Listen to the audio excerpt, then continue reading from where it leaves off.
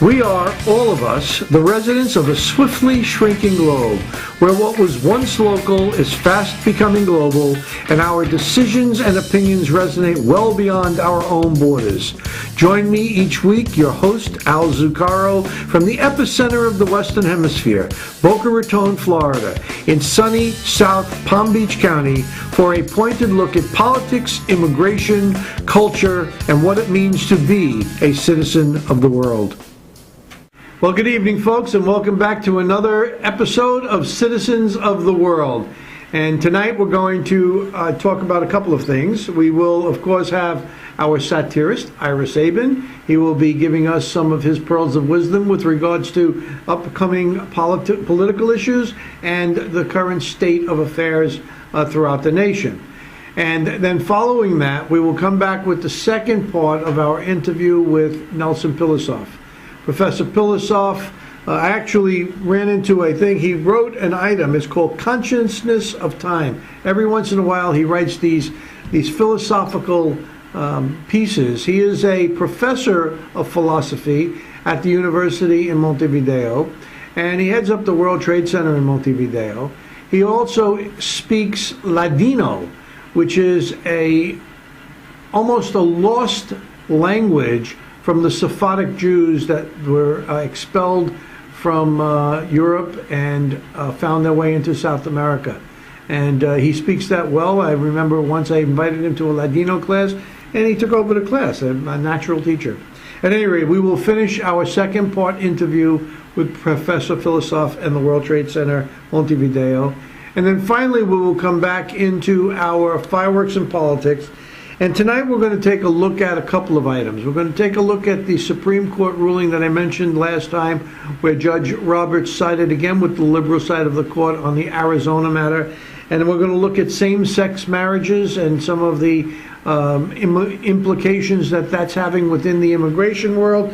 And finally, we're going to talk about the processing of over 1 million applicants with the move that the president made in the last couple of weeks. And then finally we'll end it up with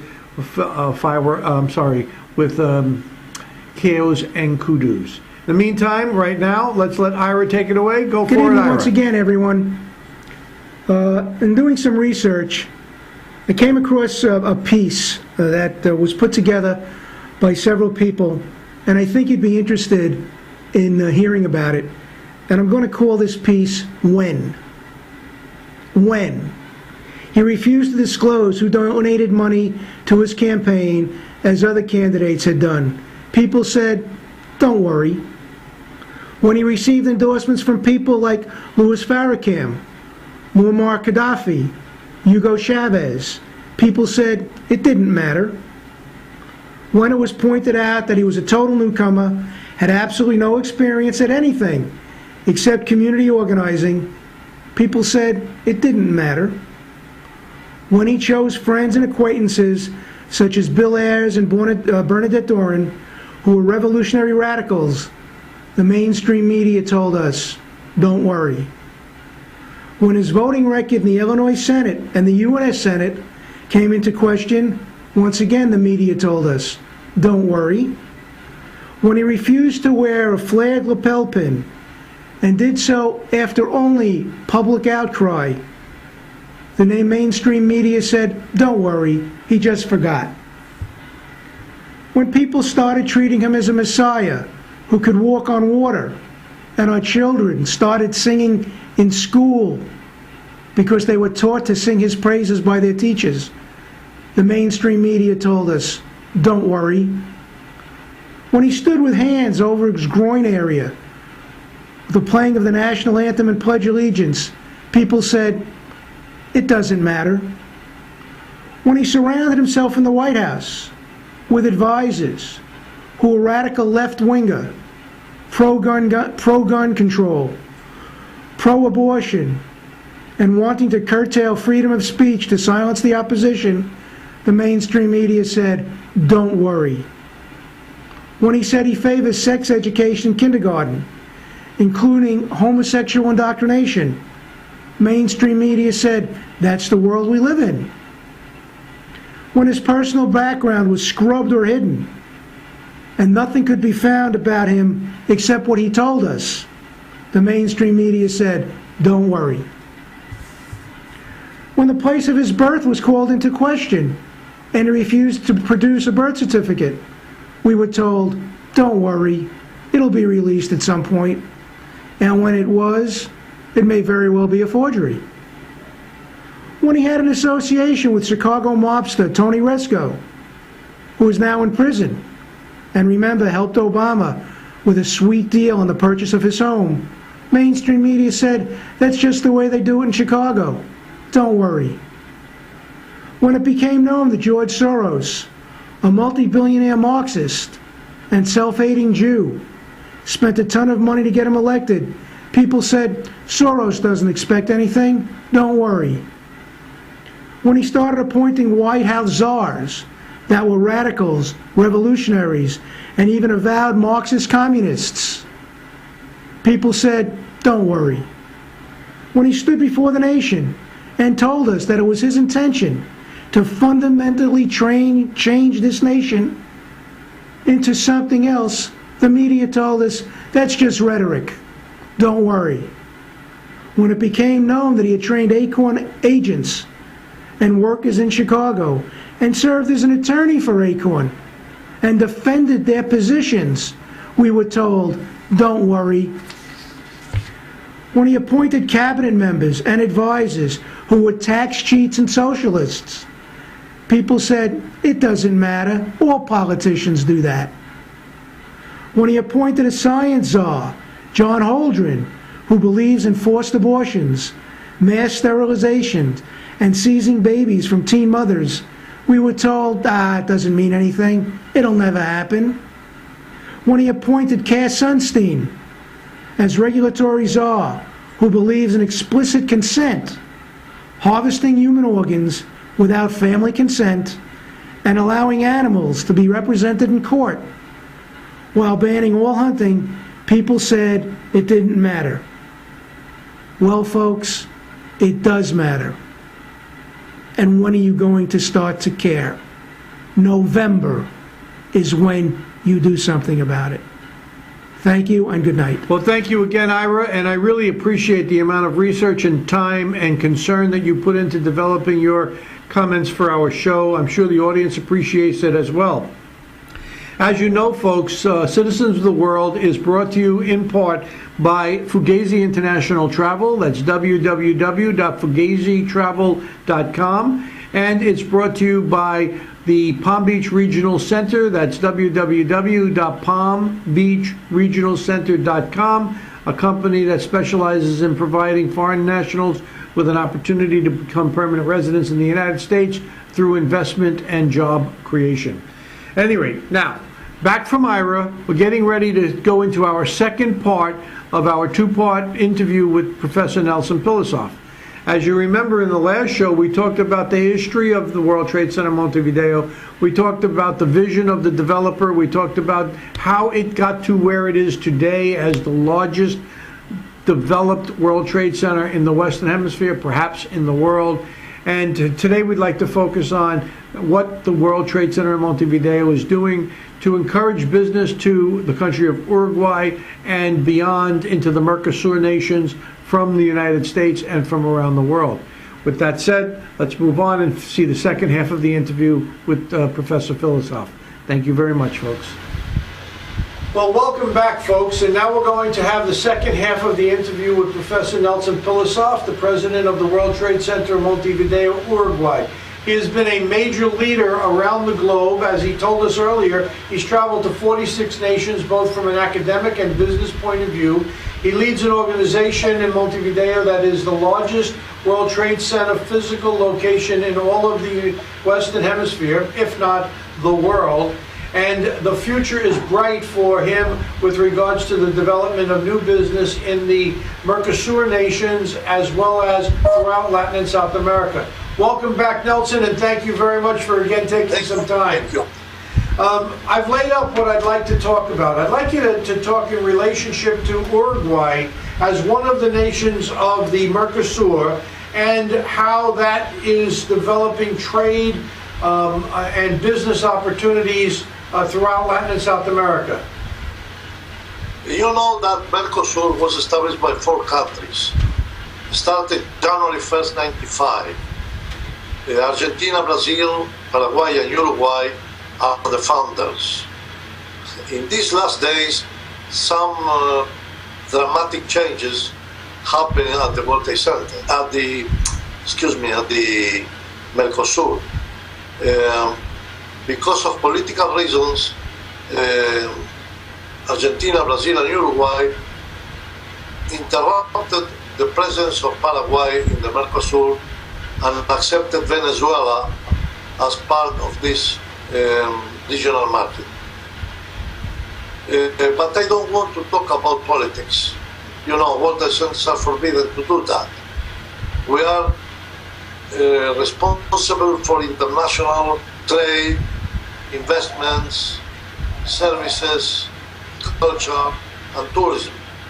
Let us concentrate our focus in these important areas for the modern world. In the mentioned 5 countries, including Venezuela, we have World Trade Centers now. We have one in Sao Paulo. Another one is in process to be constructed in Buenos Aires. In Paraguay, I am the godfather of this initiative to establish the World Trade Center Asunción, the capital of this country. And they have 4 buildings under construction simultaneously.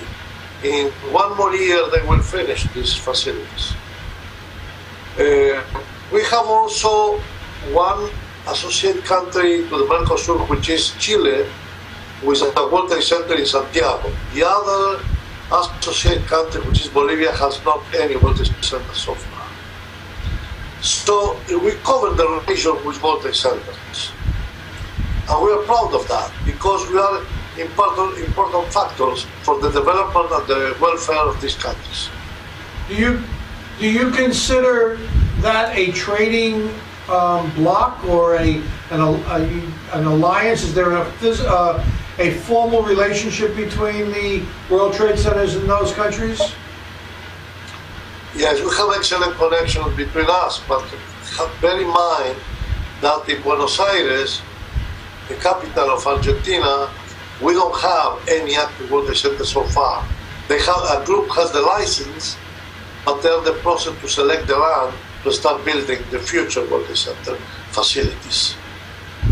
Okay. But we are very, very well advanced in Paraguay, and we are active in Sao Paulo, Montevideo, and Santiago de Chile. There is a somewhat of a significant exodus of business and money from Venezuela. Is some of that finding its way down to Uruguay? We have a diplomatic relation between the both countries. Yes, we have many business activities between both countries. We have, obviously, we receive oil from them, but we provide a lot of services and goods to Venezuela.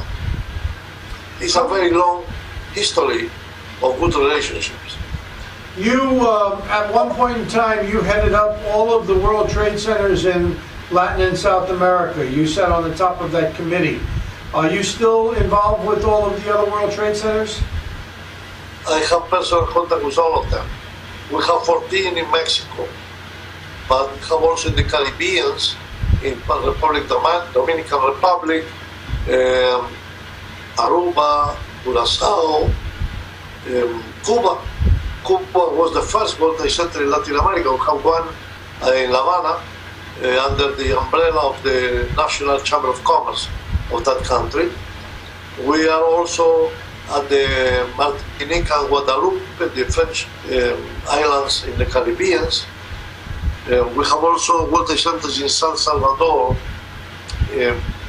Panama, and then the other countries in South America. Only we don't have so far in Bolivia. How many in total in Latin and South America? Is there? How many World Trade Centers? Yes. Around 40. Around 40. Okay, well that's comparable. There are approximately 50 inside of the United States. You have more than that. You have 63. 63. Yes. You know, there is still a lot to be desired in connecting all of us together so that we actually work as a cohesive unit, and as opposed to individual members of an association. You and I have had a lot of conversations about that. With the anticipated new management of World Trade Center out of New York, I hope and I will trust that that will be an initiative that we can support and get behind. You know that next year we will be open the first new tower in the former site of the Twin Towers in New York. Yes.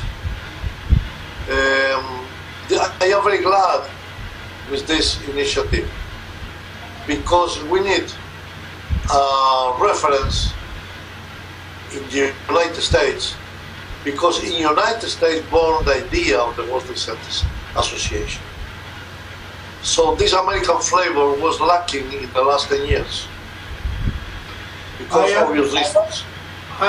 In South Africa recently, Scott Ritchie indicated that a new CEO will be announced prior to the Moscow event. And my conversations with John Drew suggested that, in fact, they have identified this candidate.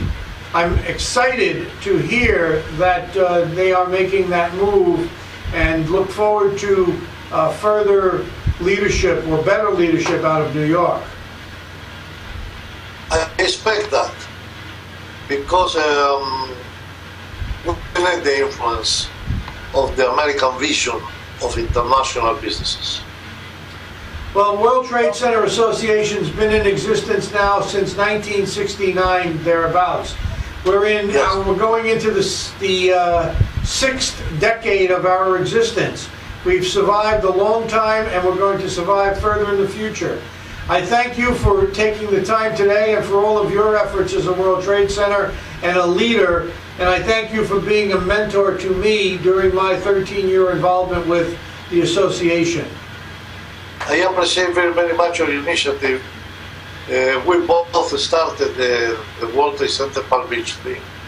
And you know that I am very active looking for support for finally have facilities at the World Trade Center Palm Beach. Yes, that's the next part of the dream. I love this area. I have good friends. You are the best I have in that region. And you are the leader for that new step of the project in Palm Beach. It will be very, very important to give an image not only of a tourism and social side in the United States, but you have many companies to do business worldwide and to open new interest, bringing investments and people to do business in Palm Beach. I will be happy to participate in that process. Nelson, thank you very much for taking the time. And to my audience, Nelson Pilosof is a gentleman and a scholar, a good friend. I invite you to visit his website, World Trade Center or WTC Montevideo.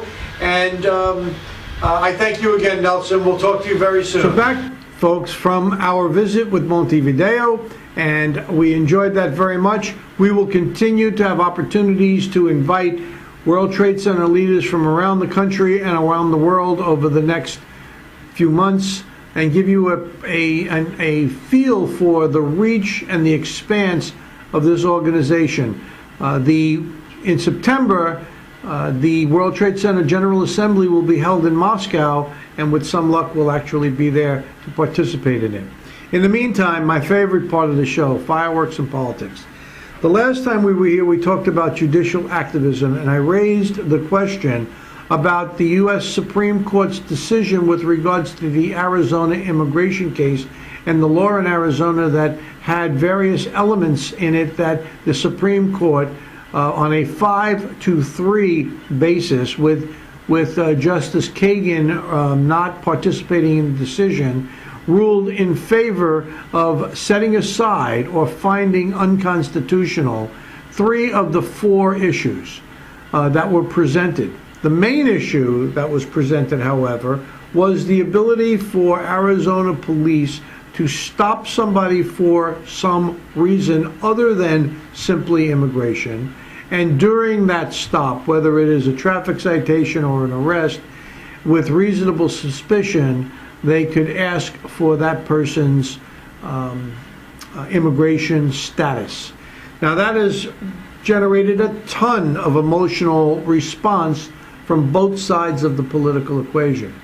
Some of the antics that are being heard across the airways are things like, present your papers. Where are your papers? Where are you from? Racial profiling, etc., etc. None of that seems to be going on. What does seem to be going on is a very heavy-handed reaction from the administration. Since then, the administration has discontinued its relationship with the state of Arizona on what's known as Section 287G of the Immigration Act, which is a section that allows for cooperation between law enforcement to identify whether somebody is here legally or illegally. So what the federal government is attempting to do is then attempting not to provide immigration with the information as to whether or not that person that they have in custody has legal status. Also, what the administration has done is it's put up a website and an 800 number for people to report to the federal government events and issues that may lead to a finding that people are being discriminated against. Well, one can only believe that the purpose for doing that is because the next step will be the Department of Justice, a corrupt department of its own with Eric Holder at the top, is going to attempt to bring action against anyone who might be brought to the attention of the federal government vis-a-vis these 1-800 numbers.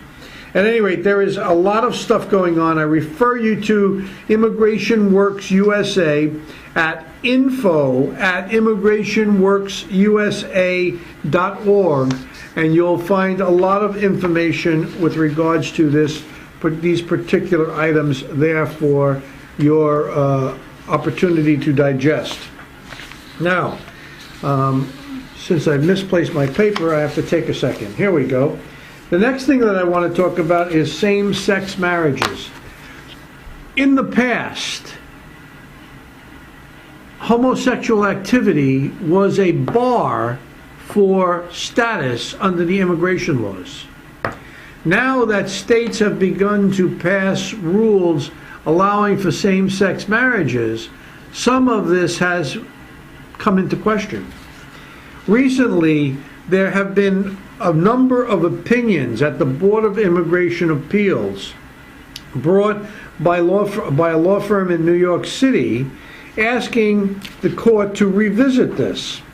And just taking a little bit, the petitioner filed a visa petition on behalf of his spouse. Both petitioner and beneficiary are men. In order to determine whether a marriage is valid for immigration purposes, the relevant analysis involves determining first whether the marriage is valid under state law and then whether the marriage qualifies under the Immigration and Nationality Act. Well, that is the standard that is now being applied. So in those states that have accepted same-sex marriages, people that are in immigration proceedings can actually file a petition for alien relative and ask the immigration judge to either terminate or administratively close or some of their other, whatever the terms are being used, the case for purposes of having the analysis done as to whether valid under state law and whether the marriage qualifies under the Immigration and Nationality Act. Major shift in policy that's going on here. Third item I wanted to talk about was the president in a move a couple of weeks ago has allowed for people that are here under 30 that came here before they were 16, the DREAM Act in essence, to be now implemented from an administrative point of view. It was originally estimated there would be about 800,000 people involved. It's going to be over 1.2 million people. And let me tell you the impacts of that. To process all these applications, Immigration Service has a staff of 18,000 members. They estimate that they can't get it done for that. They estimate that they're going to have to increase their numbers significantly. The costs for this are going to be outstanding, and I gotta move on because we're running out of time, but you get the picture. And then finally, under kudos and KOs, I want to bring just one item forward. Actually, I want to bring a couple of items forward. But the main item I want to bring forward gets back to my comment about Eric Holder. This man has taken oath and has lied to Congress. He has been found to be in contempt of Congress. I find the Democrats in the Senate, the Democrats in Congress to be in contempt of the American people, and I find the administration to be in contempt of the American people. The process should be allowed to prevail. The fact is that claiming executive order should not shield him from answering to the public of the United States. And then finally, on a lesser note, Fellsmere, Florida, the National Elephant Center is a collaboration of 73 zoos, broke ground on the first phase of a 225-acre elephant ranch where it will house African and Asian elephants. I find that to be extremely delightful, and I will do more about that and bring you more on that. And then Miramar, Florida, on my EB5 issues. $7.5 million from investors from Venezuela, Argentina, and Spain seeking residency under EB5. They've started a business called Riviera Point Holdings, which broke ground on a $17 million business complex totaling 70,000 square feet. It works when you apply it and you take the politics out of it. I thank you very much, folks, for joining us here at Citizens of the World, and good night now. We'll see you next week. We are, all of us, the residents of a swiftly shrinking globe, where what was once local is fast becoming global, and our decisions and opinions resonate well beyond our own borders. Join me each week, your host, Al Zucaro, from the epicenter of the Western Hemisphere, Boca Raton, Florida, in sunny South Palm Beach County, for a pointed look at politics, immigration, culture, and what it means to be a citizen of the world.